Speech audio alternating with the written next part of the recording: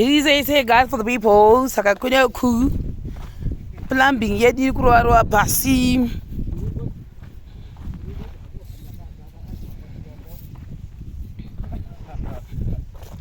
Barua. Nasi muri ku department le plumbing. Yeah. Ronzi chi department la muri. Na ndiri kule ama mapipe. Kuchinzi kuchi. Ibabu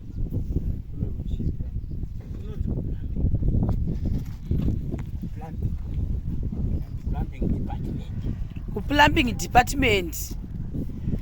Maonerera kazvakawanda baba Ruva gorino. gorino ndikuona chai. Mabva mukudzidza zvekuvaka ikona makudzidza kugadzira mapaipi. Tichiona kuti zviri kuitwa sei. Mvura iya techinda tinoshandisa tinovhura kumatepi chididi. Ndo zvavanoita izvi kuti inge ichibuda mudzimba. Azviona une chikopokopo icho choendepi inde baba Ruva kune vamwe kwamudiwereko.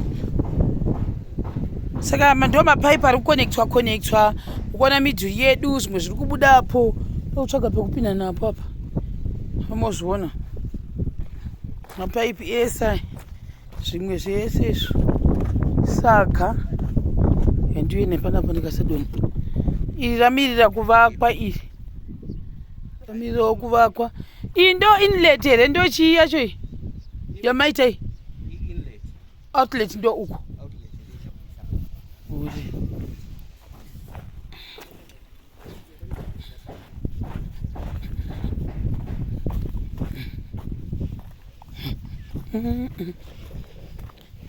ameno iwe amen. Hakumanaka hakuna chakanaka zvokwadi kuno ibatai pano. Vamwe vari pamusoro pemba vari kupesa roofing nhasi, vamwe vari pasi wana plumber, electrician unosvikawo nhasi. Saka ndo septic tank redu iro, mapaipi edu ayo achapenge achipinza everything mukati umu zvina yose then woya pando. Baba Fatso vari alongside right dai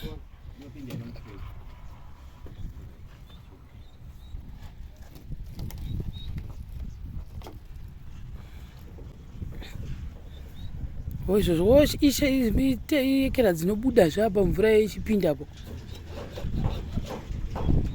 ndikutoti zvisimbi zvoizvozvo chirungu zvewe simbi dzoga dzose dzakamirira kubudisa mvura idzi.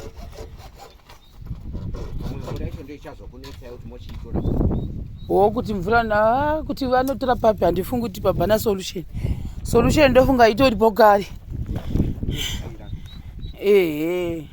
Kwecho chomuchicha muri kuisa soldering all right.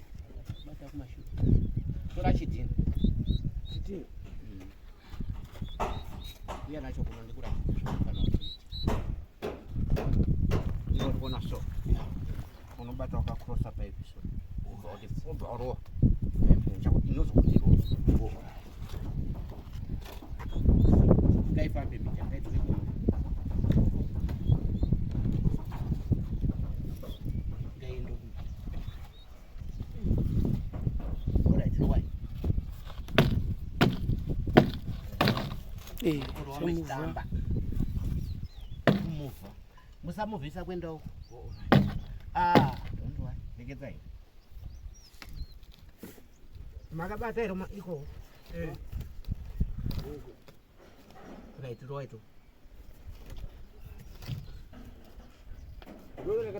Muna makakrosa pipe.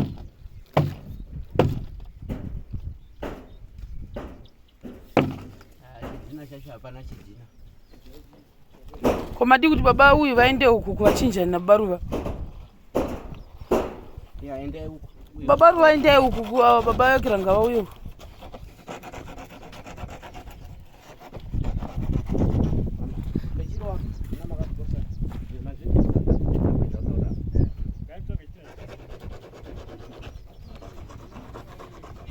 Hayo.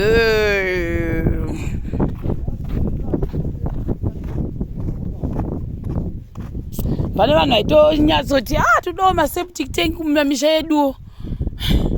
Unakirwa nechirungu izvo chirungu parisevha.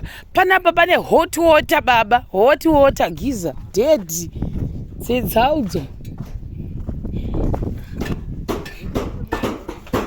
Wifingi yedu toipedzawo nhasi. Vambo kunzwa ikonzi ngongongo.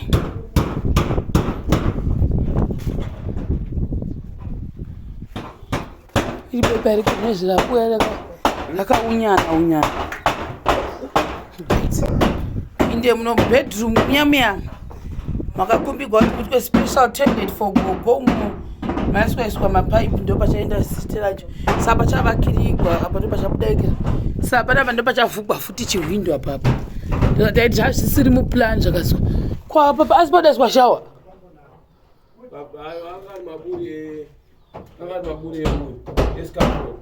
Scaffold. Dai ndo system yacho.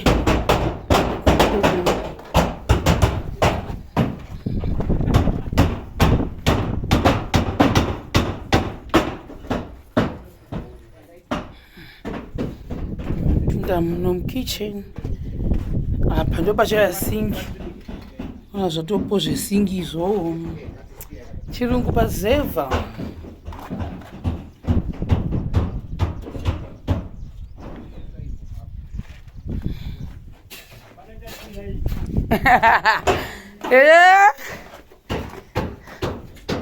Right, muno mune shower. So munhu anenge akamira panapa apa ndo pachabuda nemvura. Sa is just temporary zvokungoti wonama kuti zvakaitwa professional zvokuti chingofana kumbobuda chakangobata kuti samove. That's the same thing zvavakaita apa. Kungofana kungoti samove. But kuchazoplastwa kwese watu nokuisa matiles. Shower yedu ichangira papa. I can't wait guys. Can you imagine? Can you imagine? Can you imagine? Enjoying with the toilet, change chipinwa navanhu wopo what? Sapa ndo panenge pane mvura papa inopisa inoita seya inodikina yese oya wati ndizvo handiti mozviona manje. Hodayo cha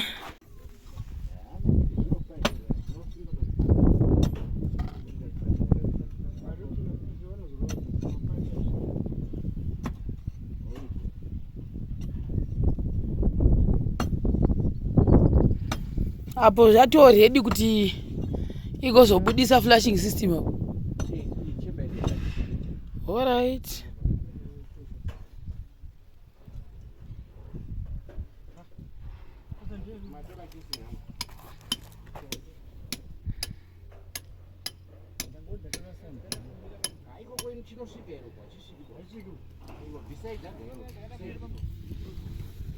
Yesu koona ziri kufamba dzakamira mudenga.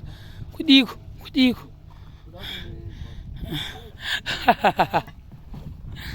Vanhu. Baba Ruva mune makudza vamwe ko zvino. Ti iwe tsata zvokuseka isu tinogadzira mapaipi isu.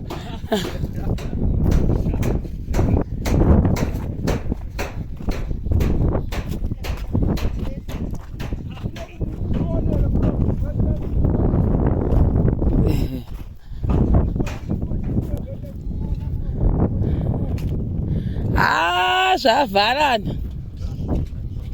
Hakusazviruvi.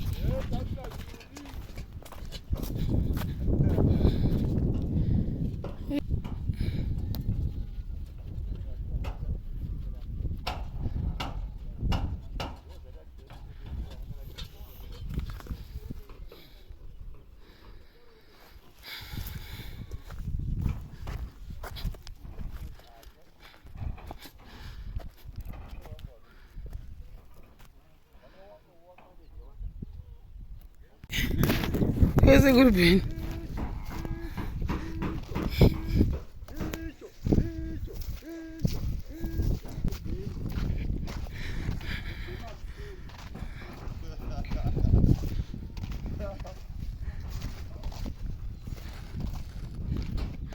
Manje leda kutopera ke.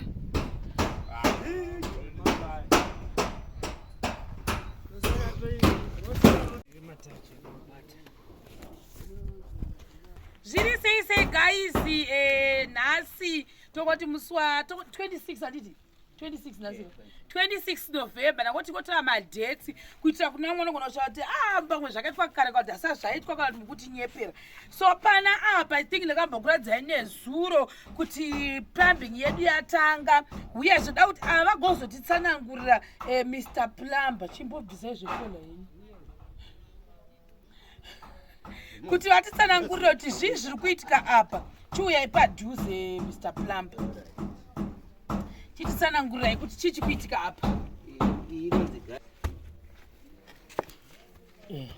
inonzi garipi trap ndeyekuti mvura ichabuda yewest inorasikira EIT inotora from the toilet pan ichipinza mudrain aya mawai junction ko ichi chii makopa pipe achazopinza mvura yepazingi womagogomukuswa muzingi pane sink netoilet yendi basin saka mukuswa yendi basin futi but mamusina kuuya nacho chakawe chiripo maendi basin mangana wanzi mweri kuno imwe iri kuchiredzi vari kuuya naro right kula kuti paifanira kuva design yehead basin but hamuna shawa kam hamuna shawa mungori nehead basin vanozogezera kuraiti saka rodai rese saka zvewaiti zvona zvegreen chii chikuitika iri drain rese idrain rese EY junction iri garipi trap iroding eye then ayata majoints zvangofanana Y junction ko apa igari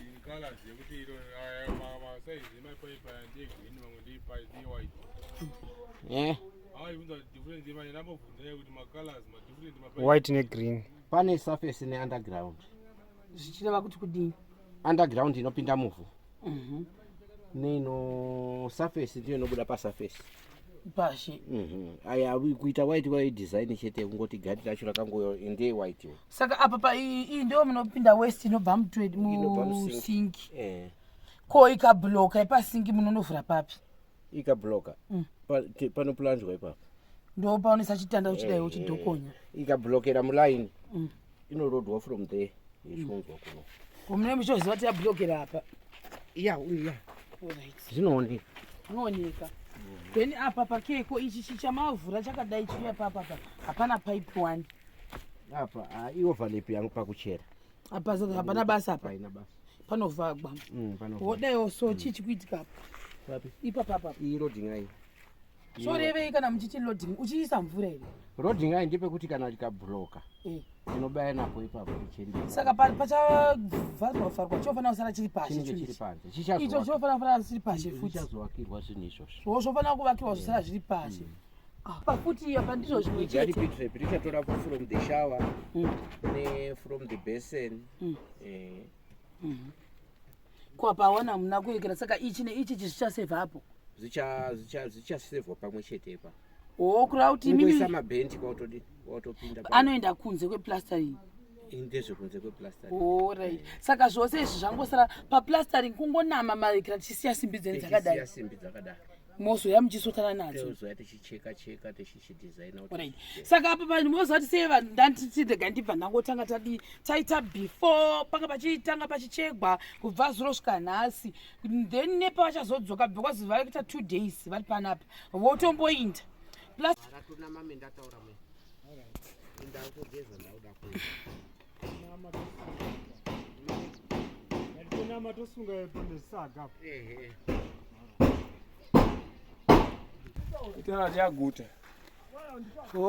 right ndo mavharira maita zvino naimi nekudzana kunodzana vanhu vaya saka apa pavana kusiya vavhara wani vakangamwa zvangotoneka pinjisi zviburisi izvi zvipei Voti zvapera pachikomo tipikiri ngongo pamuzoro iwe haiwa timushuwa pano pakambodhigwa nekudhigirwa nekuvhagwa nekuvhagwa imagine lele